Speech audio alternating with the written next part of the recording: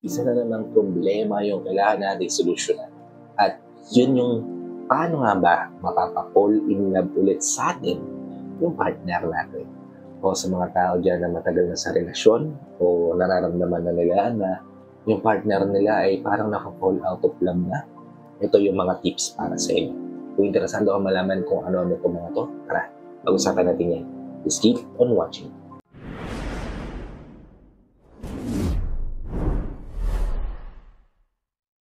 Hi, I'm Gary Opimo. Gumagawa ko ng mga videos na katulad nito para matulungan ka na maging best version ng sarili mo at maibigay mo yung best self mo, syempre, sa taong mahal mo. Kaya kung bago ka pa lang dito sa channel ko, please consider liking this video.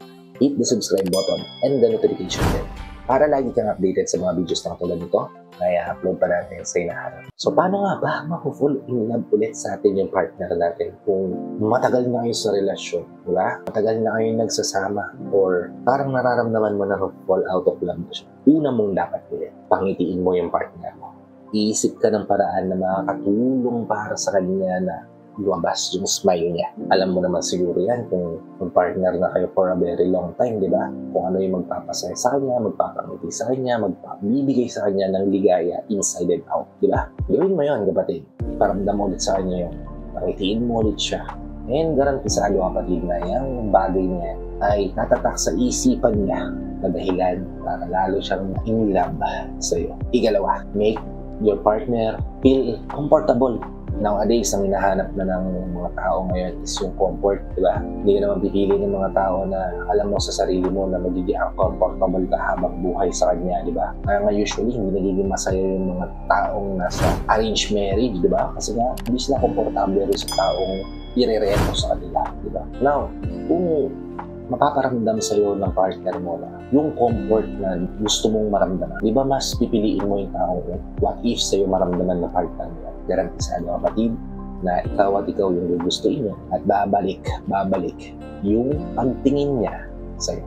Okay? Treat them as you want to be treated. May kasabihan nga na what goes around comes around. Now, i-expect mo, kapatid, na yung trato mo sa partner mo, ganun din yung magiging trato niya sa'yo. Kaya kung pinatrato mo yung partner mo na parang basura, i-expect mo, kapatid, na parang basura din yung treatment niya sa'yo. Pero kung itatrato mo yung partner mo na parang napaka-special na tao, then, expect mo rin, kapatid, na itatrato ka niya parang isang special din na tao. Kaya kung gusto mo ma-fall in love siya sa'yo, over and over again, itrato mo siya na parang isang tao na sobra ang pagtingin mo para lalo siyang ma-in-love sa'yo. Ikapat, never ever forget special dates. Napaka-importante nito, kapatid, na hindi natin nakakalimutan yung mga special na okasyon na meron tayo with our loved ones, syempre. Minsan ito rin kasi nagiging root cause ng pag-aaway sa isang relasyon. Yung nakakalimutan na yung anniversary, monthsary, daysary, di ba? Iba ganyan.